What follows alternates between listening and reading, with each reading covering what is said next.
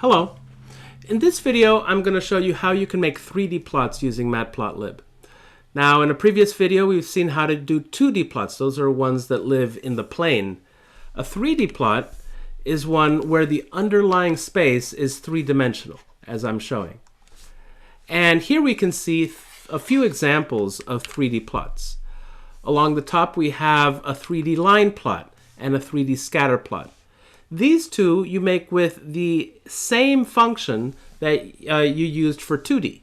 That is, to make this 3D line plot, we use ax.plot, and instead of passing in x and y, we pass in x, y, and z, where z is the height coordinate. Then all of the keyword arguments that applied in the 2D case also apply in the 3D case. Same for scatter plot. You use ax.scatter. Instead of x, y, you pass in x, y, and z, and the same keyword arguments apply. Now, in this video, I'm going to focus on the three plots shown below. Those are a wireframe plot with a regular mesh, a surface plot with a regular mesh, and a surface plot with an irregular mesh. In order to create a 3D plot, you must begin by creating an axis with a 3D projection. So here's an example of how to do that. In this example, I start by creating a figure with size 8 by 3, and then that figure is going to have two axes. The first axis, in position 1, 2, 1, is just a standard 2D axis. And then maybe I add some graphing elements to it, and then I create an axis in position 1, 2, 2, and I set the projection keyword argument to 3D. That creates an axis with a 3D projection to it. And then I can add my 3D graphing elements to it. So let's do that. We're going to start with the regular mesh wireframe and the regular mesh surface plot. So the idea behind plotting on a regular mesh is that we have some function that we want to plot. Say we call it f. And it takes in values x, y, and returns a value z, which we are going to plot along the vertical.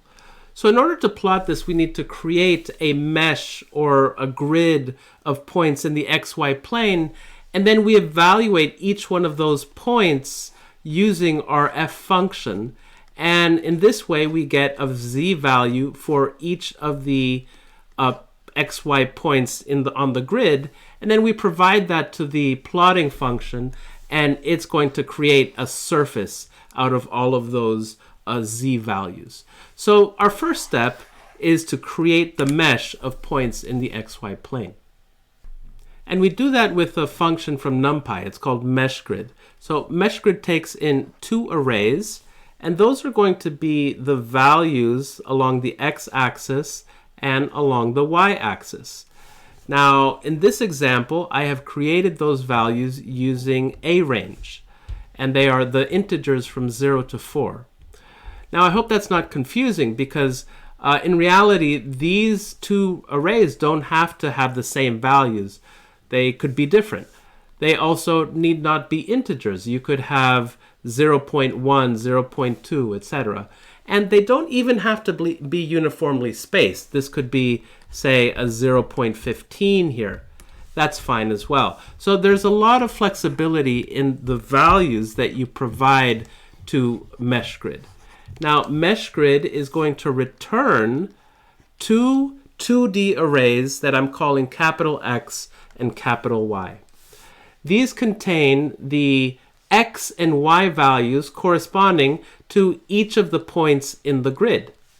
So the dimension of x, in this case 5 by 5, is going to be the same as the dimension of y, in this case 5 by 5, and is also the dimension of the grid itself. So now we're going to see how we can use these capital X and y values to compute z. Here's the function that we want to plot.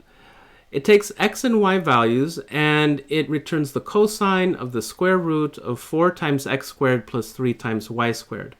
And it's defined on this rectangle of values. The rectangle has x values going from 0 to 3, and it has y values going from -3 to 1. So here is the domain of the function. How do we plot this? Well, we begin with our standard imports, and the first thing that we want to do is to create the mesh grid. Okay, so that's our grid of points for evaluation. And to do that, we first have to define these two intervals. So we're going to use np.arange for that, and the x range goes from 0 to 3, and let's say we divide this every 0.2.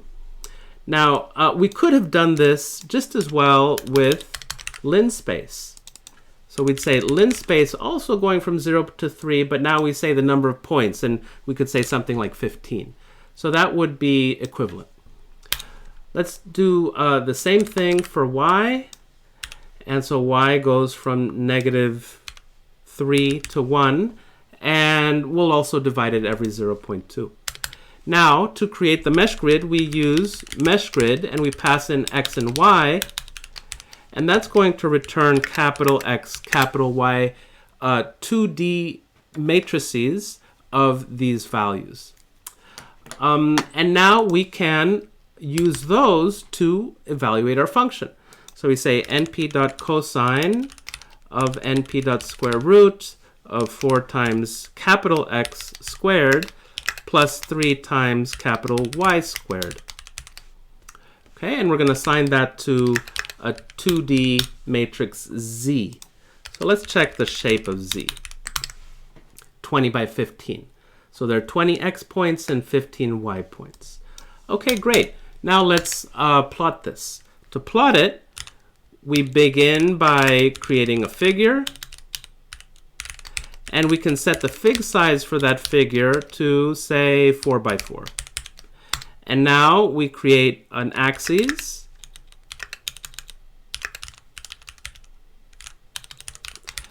and I'm just going to create one axis, so I don't have to specify the grid and the position of the axes. That's all default, but I do want to say that the projection is going to be a 3D projection. Okay, there it is. That's our axes. We can now place our figure in our axes. So to do that, we're going to use the plot wireframe function. Now that's going to create a wireframe plot. We could also use or create a surface plot. We'll do that in a second, but we'll start with wireframe. They're very similar. All we have to do is pass in x, y, and z, and here we have our basic wireframe plot. So the question is, how can we customize this? And that's always a question that you'll have about any function that you have, new function that you have. And so the thing to do is to go to the documentation and check the documentation. What are the parameters that I can pass into this function? Okay, so the documentation says you can pass in x, y, and z, which we've done. Here are some additional keyword arguments that you can pass in. And here at the bottom, it says kwargs, other keyword arguments are forwarded to. So that is quite common, that a function will have its own keywords, keyword arguments, but will also inherit some from a lower level object type or another function. And so we can drill into this part of the documentation and see what additional keyword arguments we can use that are inherited. And we see here, for example, line width, colors, anti-aliased, etc., etc. This looks interesting. So line widths, let's try that out. I'm going to pass in line widths, and I'm going to set it to 1. And we see that now the wires of the wireframe are a little bit thinner. And if I set this to 0.2, then they would be thinner still. So you can control that. That's nice.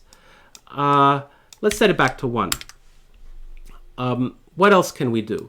Well, we can go down here. We see that even this object or this function has inherited keyword arguments coming from the collections type, so something even lower level, and we can drill further into that.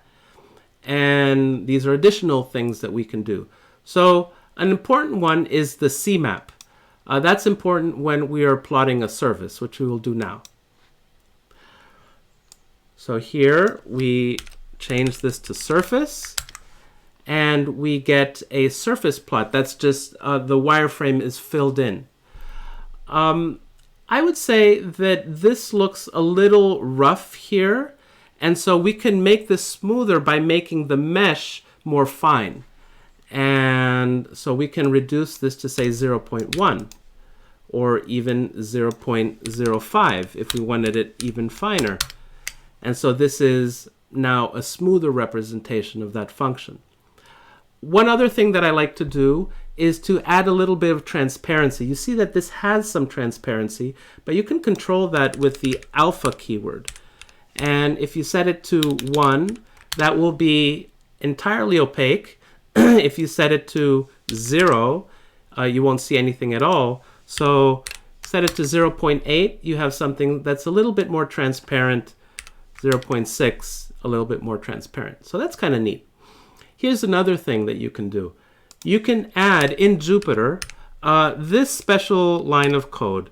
You say matplotlib and then widget, and that will tell Jupyter to create this special widget. It has some buttons to it, and then that gives you some control over the plot. You can rotate it.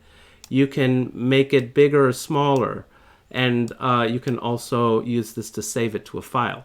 So that's kind of nice. Rotating the plot is nice. Now, another important argument or configuration that I mentioned before is the color map. This is just in a plain blue color, but we can set the color map to some value. Now, what are the values that we have available?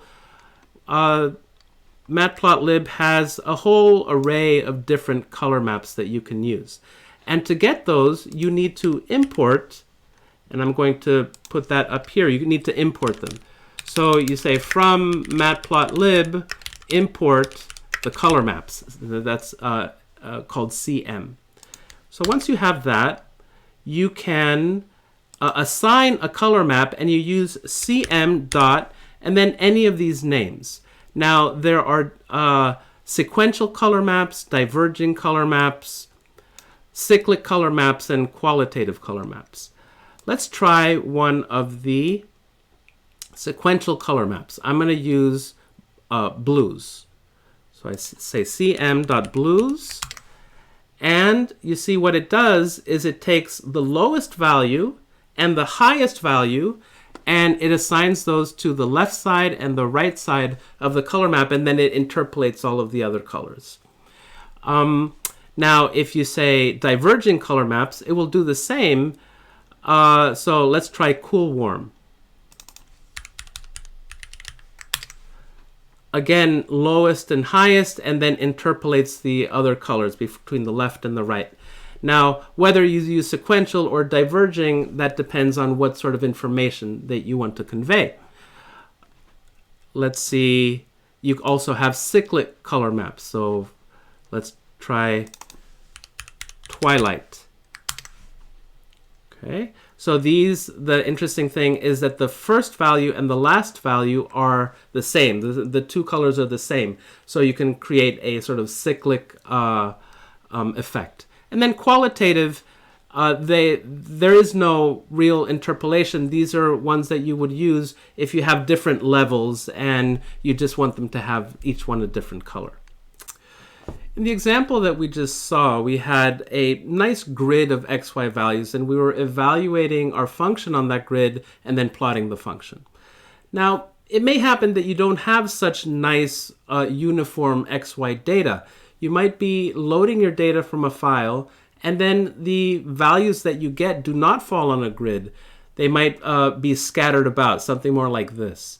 And in that case, you cannot use the plot wireframe and plot surface functions.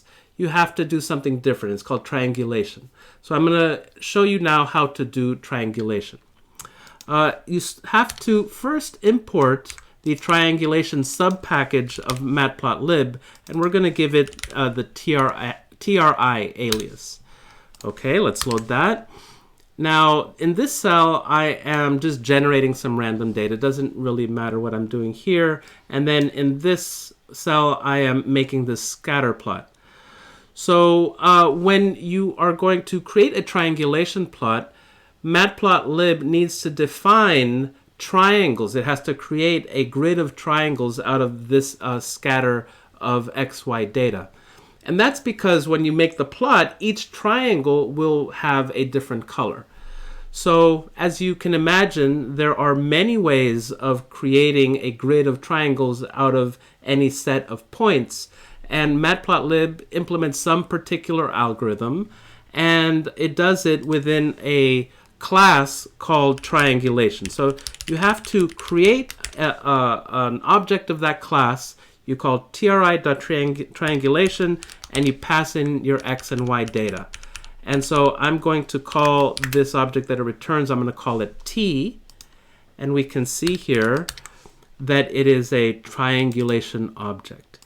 So what does that mean? It means that it has now defined the vertices of all of the triangles in this scatter plot.